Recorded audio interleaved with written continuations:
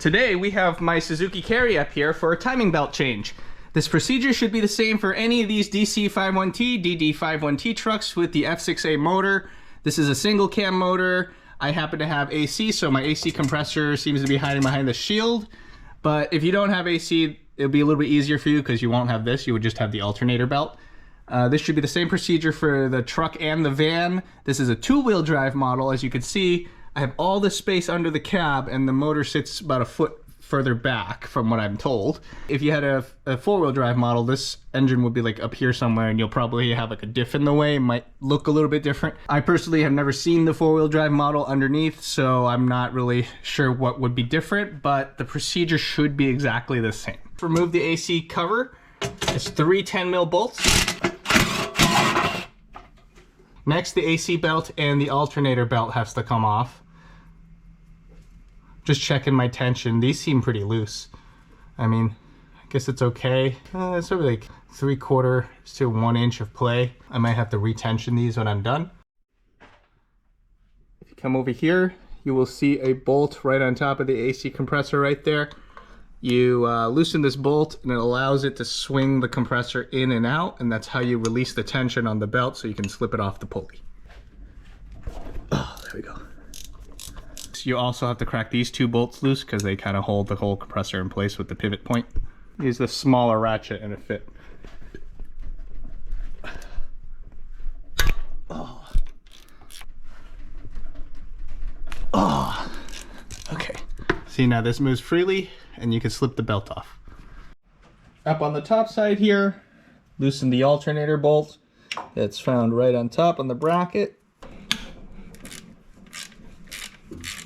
You're gonna find the same thing. You're gonna have a bolt here that holds the pivot point, and there's one on the other side. Loosen those 2 and the alternator should move freely, also allowing you to move this belt.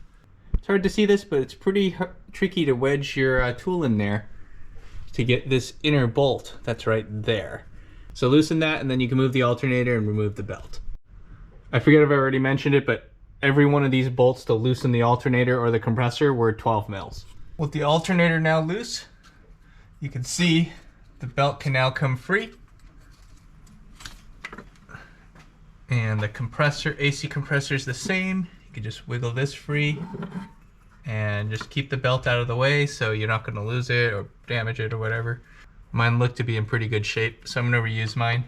With the belts out of the way, next up you got to remove this cover, but in order to remove the timing belt cover, you got to remove the crank pulley. The crank pulley is held in by a 17mm bolt. I don't get to use my air tools much, but this should be able to break this free. Oh, look at that. Comes right out. Ooh, rust flakes. All right, the question now is, will my pulley come out without a puller? Because I don't have a puller. That's cool, I can turn this by hand. It's cute.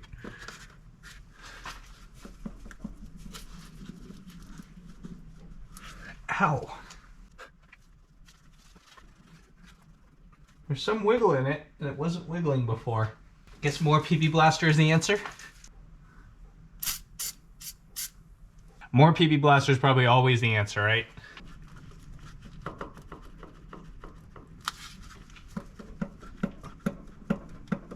Alright, here we go. Woo!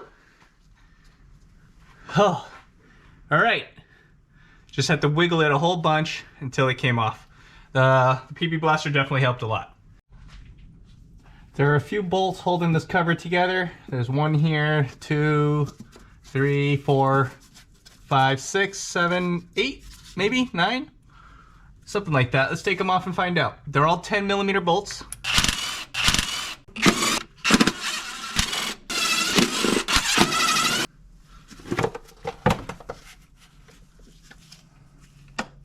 So this is 2 pieces.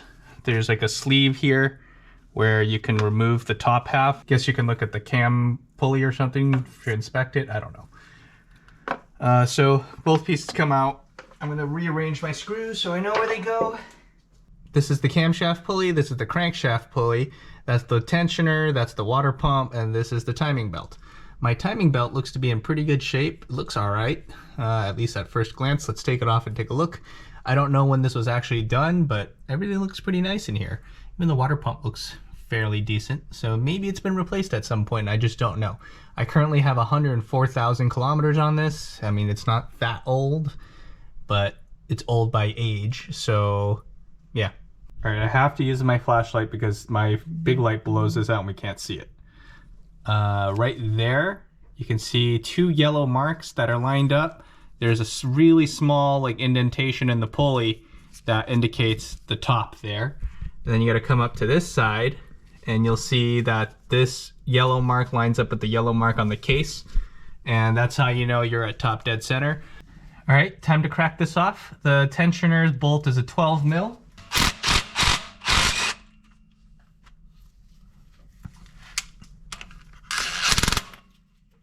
Should hold the tensioner in place so I can slip this belt off. Make sure you don't turn these gears so they're still lined up. There you go. Your timing belt is now off. A lot of junk in this thing. I mean, it spins pretty well. Typically when you replace a timing belt, you're supposed to replace the tensioner too. It's kind of like they go together. Remove the tensioner. Oh, I probably should have taken the spring off first. There's a little spring right here. Take the tensioner off. Mine's really crusty. And that's what it should look like.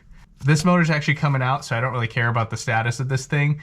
Everything, like, it seems all right. It's a good motor. It's fine. So I'm just going to replace the timing belt and the tensioner for you guys. But I'm not going to do the seals because the seals, they are good. They're not leaking. I'm just going to remove this motor, put it aside. I'll put the twin cam F6A motor in here with the turbo from the Cappuccino, and I will finish my Carryccino build. Right here's my new tensioner bearing. I mean, it looks all right. It's just kind of, mine's just cruddy and used, but new one's much cleaner and all. There's a little notch that you're supposed to put that little stem in, and that's how you align it. I'm gonna hook the spring onto the screw here. And there we go. This bolt goes back into the slot. I'm gonna push this all the way over. So this way I won't have it tensioned when I slip the bolt in. Is there a front and back? I don't think there's a front and back. Slide the new belt on. Might be a bit tight. It's definitely a bit tight.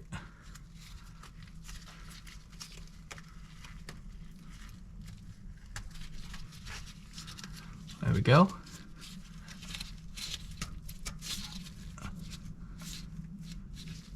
That looks good. Pretty simple. Now the belt is really loose, so you gotta loosen this. It's supposed to tension itself.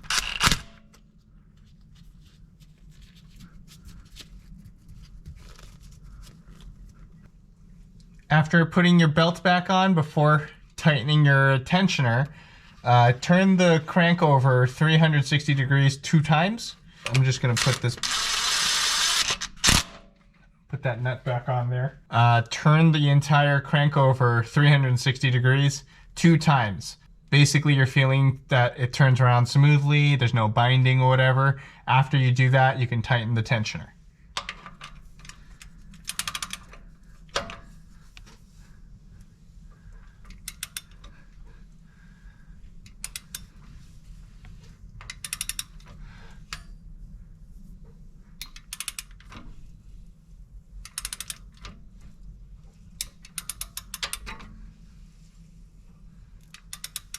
You can feel like when there's some compression and you'll feel a little bit of resistance, but make sure there's not any binding or whatever, and that's okay.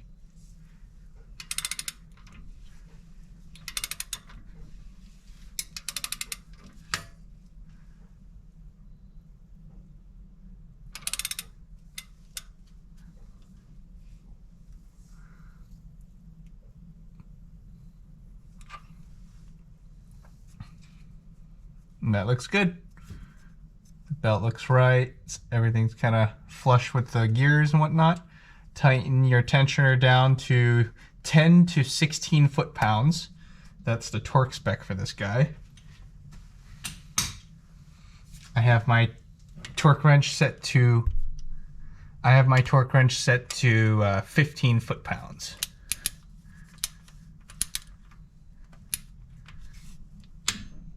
And there it is. All right, this feels about how it was like before. Double check this. Yep. And I can take that out. We should be good. Take this bolt back out so I can put the cover and everything back on. Everything just goes back on in reverse order. Put this lower cover back on first. Put this top cover back on. It goes like that.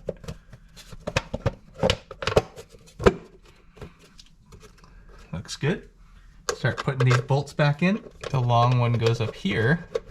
I had these all laid out so I know exactly where they go. Most of them are the same. I think there was just only one long one and then two with the little bracket thing down here.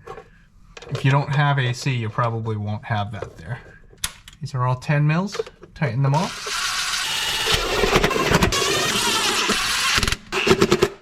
Oh, don't forget the nut in the middle. There we go. Now I'm going to put the pulley back onto the shaft here. All right, and I got to put this guy back in.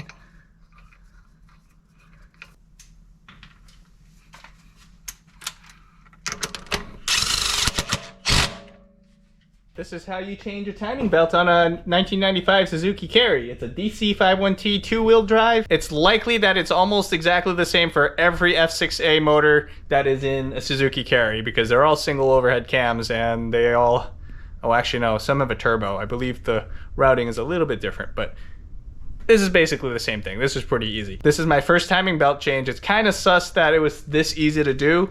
It took me a long time because I kept dilly-dallying and looking for stuff here and there. It took me the longest to wiggle off my pulley because I guess there's just a little bit crusty and rust under there. So I sprayed some PB Blaster, waited like 15 minutes after struggling for like 30 minutes with it. The PB Blaster did wonders. I was able to start wiggling it and I just started wiggling it more and more and more, and after another 15 minutes of wiggling, it came loose.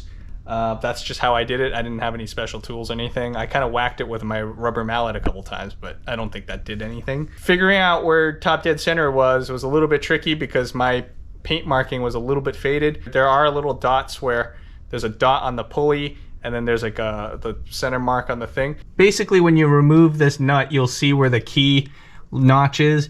If the key notch is pointing up meaning the top of the motor, not up, straight up, your crank is at top dead center. Your crankshaft pulley will have that yellow mark, and then that will also be the top. As long as you have that lined up, you're good. Loosen the tensioner, that's super easy. Replace your tensioner, that's super easy. Everything's pretty straightforward here. You can't really mess this up once you open it. I understand it's a little bit spooky to get in here and do something like this. I was spooked for the longest time, but I just did it. This is really not that hard. I know where all my coolant went. Check this out.